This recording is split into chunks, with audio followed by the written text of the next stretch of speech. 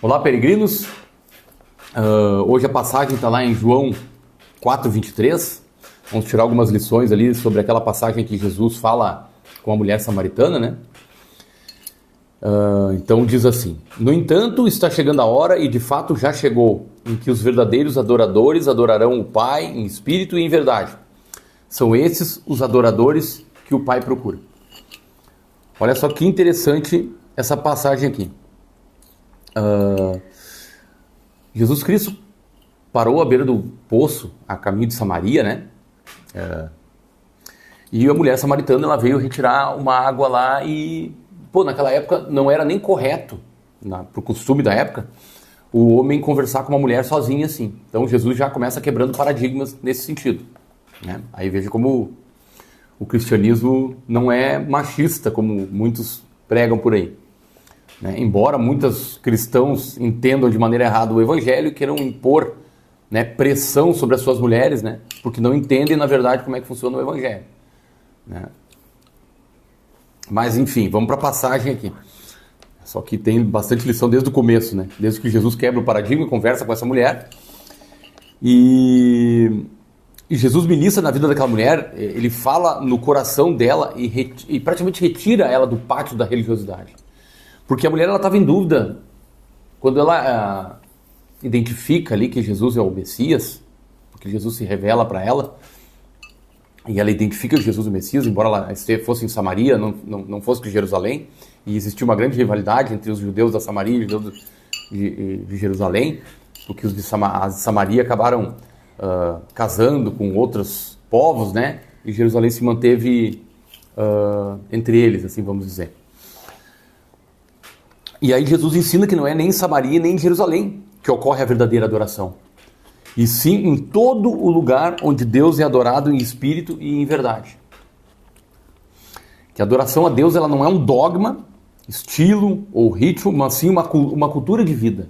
Jesus tenta ensinar isso para essa mulher, porque ela estava preocupada, porque ela se sentia condenada, ela não se sentia rejeitada, estava em pecado, porque muitas vezes a pessoa se sente rejeitada por Deus, acha que não merece Deus, e então ela acaba se entregando ao pecado. Muitas vezes é isso.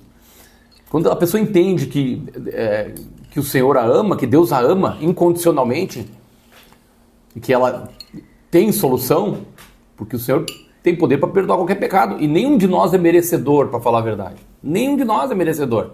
É graça. Então Jesus manifesta essa graça na vida dessa mulher, né? Então fica claro ali o que Jesus está dizendo, que você não precisa visitar cidades santas, nem realizar rituais rígidos, né? Para que as suas orações sejam ouvidas por Deus, pelo Senhor, né? Pelo Pai. As orações são feitas ao Pai em nome de Jesus Cristo, porque Ele é o mediador. Então ele busca a simplicidade e a sinceridade de uma criança. Então, por isso que quando a gente entende o amor de Deus nas nossas vidas, a gente meio que se torna uma criança, né? E nasce de novo, né? E começa a aprender as coisas, porque, puxa vida, a gente aprendeu tudo errado durante a vida inteira, até encontrar Jesus, até encontrar a palavra, né? E a gente entende que é graça, entende o plano de salvação. Então, essa mulher não entendia tudo isso. A mulher olhava lá para Jerusalém, daqui a pouco o pessoal fazia aquele monte de ritual, aquele monte de coisas. É claro que tinha muita coisa que era da lei, né? Que era para ser feito, mas os fariseus acrescentaram inúmeras coisas, né? Um fardo terrível que ninguém conseguia suportar, nem eles mesmos, né? Para ficar aquela aparência de santidade, aquela aparência, né, de religiosidade e tal. Né? E não era isso. Então as pessoas olhavam aquilo e diziam: puxa vida, eu nunca vou conseguir seguir isso aqui, se é desse jeito, meu Deus. E aí o Senhor diz: não, é em espírito e em verdade. É simples, é em qualquer lugar que tu te dirigir ao Pai, Ele te escuta. Porque as pessoas têm ideia de um Deus distante, de um Deus que está no céu, um Deus que está... É lógico que Ele está em toda parte, Ele é onipresente. E Ele está aqui através do seu Espírito Santo, e Ele quer habitar dentro de nós. Então olha como Ele está próximo, Ele está perto, entendeu? Ele quer que a gente entenda a identidade de filho. Ele quer nos adotar. Jesus é o Filho unigênito, né? Nós somos feitos criaturas e Ele quer nos adotar como filhos legítimos dEle. Mas isso precisa partir de nós também. Aceitar, ouvir a batida na porta e aceitar a Jesus Cristo, as palavras de Jesus, para que a gente possa entender a nossa identidade de filho e entender que adorar a Deus, que hoje é tempo de adorar a Deus. E adorar a Deus em espírito e em verdade. Não envolve... não é um Deus distante, né?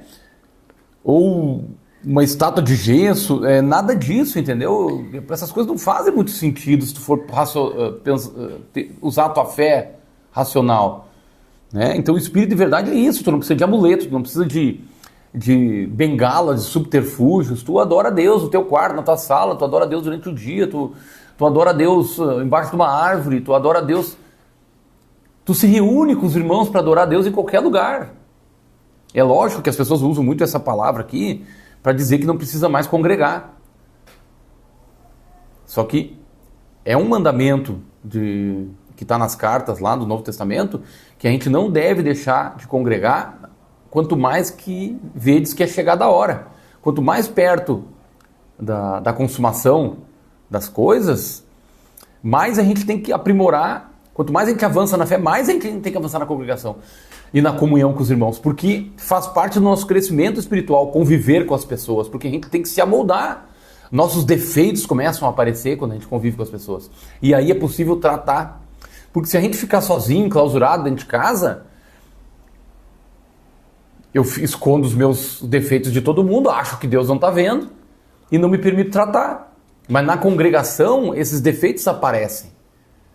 Entendeu? Então por isso que uma pessoa que adora a Deus verdadeiramente, ela vai para a comunhão com os irmãos, para que as coisas, os defeitos, os pecados, as coisas venham à luz para serem tratados. Não é para que as pessoas julguem e apontem o dedo, mas é para que o próprio Espírito de Deus trabalhe em ti essas questões.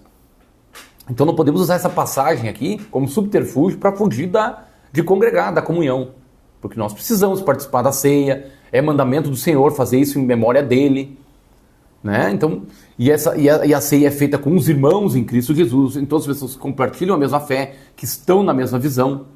Então a gente senta à mesa com quem a gente tem intimidade, não é verdade? A gente convive com quem tem intimidade, então estamos uma comunidade congregando, adorando o mesmo Deus, o Deus Todo-Poderoso, né? Em nome de Jesus Cristo. Então nós temos comunhão, somos todos numa mesma caminhada, rumo na mesma direção, aprendendo uns com os outros e nos amoldando a Jesus Cristo, através da sua palavra e com a ação do Espírito de Deus, porque nós somos templos do Espírito e nós nos reunimos como igreja para congregar e ter comunhão. São coisas complementares, né? Então as pessoas têm dificuldade de se relacionar com Deus justamente por causa dos rótulos e das tradições que a religião, entre aspas, né, impôs em sua caminhada.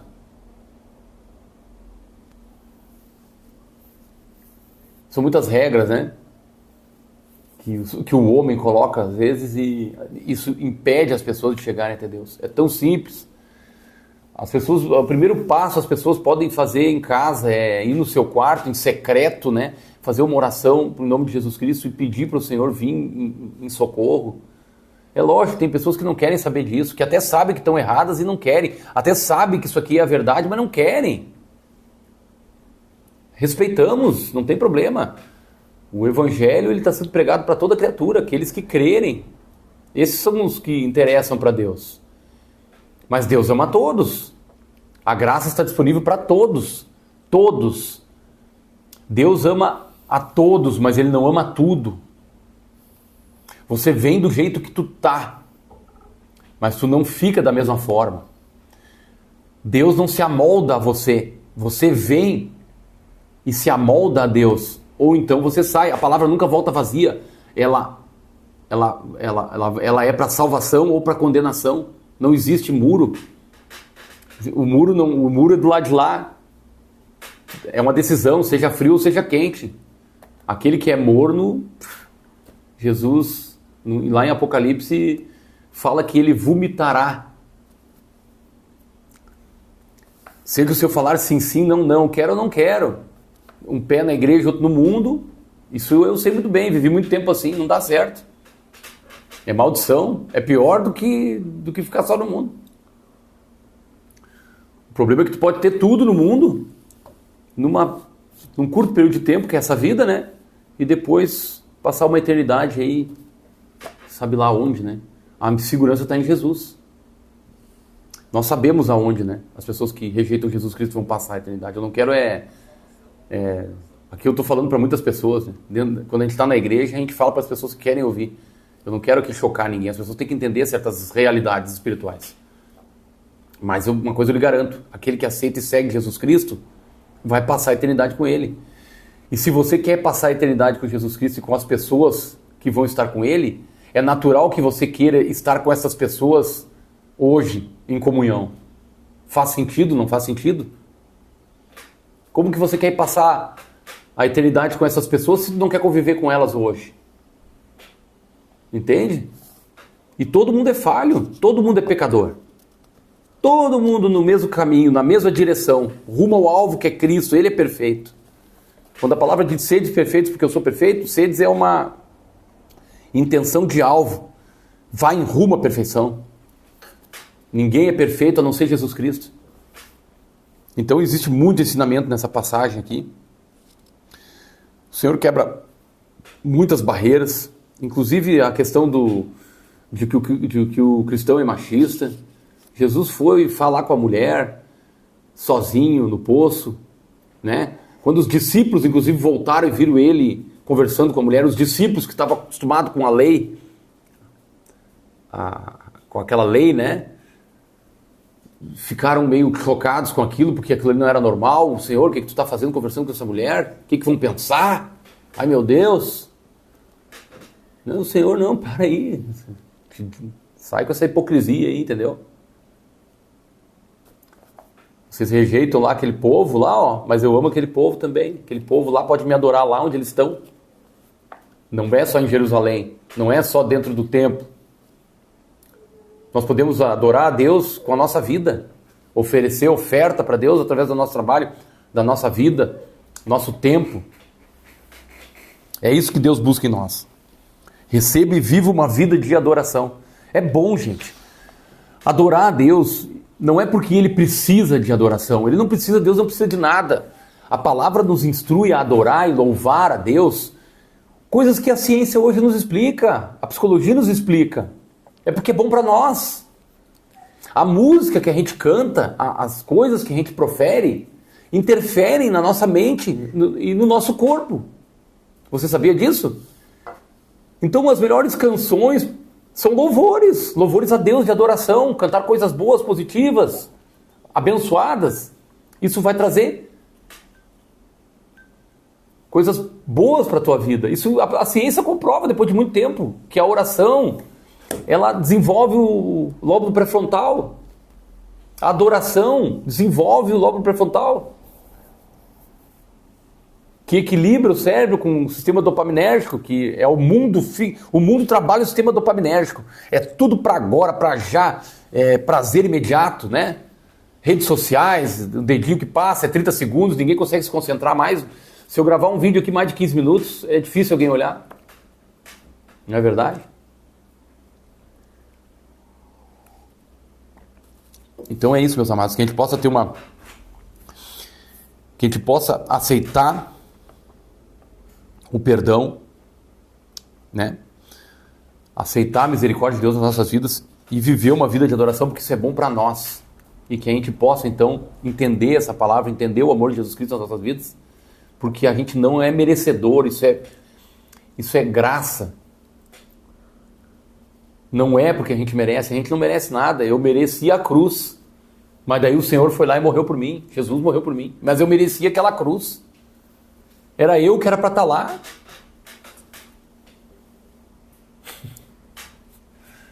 Isso aí, mulherada aí procura, né?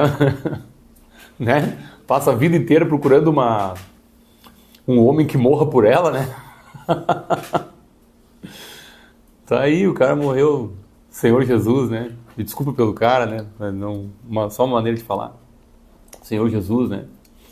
Morreu na cruz por todos nós e quebrou muitos paradigmas. Inclusive, naquela época, quando Jesus ressuscitou, ele apareceu primeiro para uma mulher.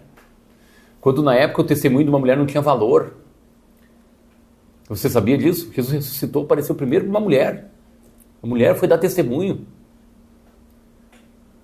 Quebrou o paradigma ali. O Jesus era Deus, ele conhecia a cultura da época, ele sabia. Apareceu para uma mulher. Por que ele fez isso? Porque ele queria quebrar um paradigma. A mulher tem o seu papel e o homem tem o seu papel. São diferentes, são complementares. Hoje estão deturpando tudo, mas a verdade é essa. O Senhor criou homem e mulher para serem complementares. Uma unidade, assim como criou a igreja para unir ao cabeça, o corpo se unir com a cabeça, o noivo e a noiva, para se tornarem um só. Por isso que a palavra diz, né? Quando a gente casa, a gente se torna um só, uma só carne. Né? E isso se reflete no filho, né? Filho, uma só carne, né? Isso se materializa através do fruto do matrimônio, que é o filho, né? Nem todos têm filhos, entende? Mas mesmo assim, o casal se torna uma só carne. A palavra diz. Amém? Deus abençoe a todos.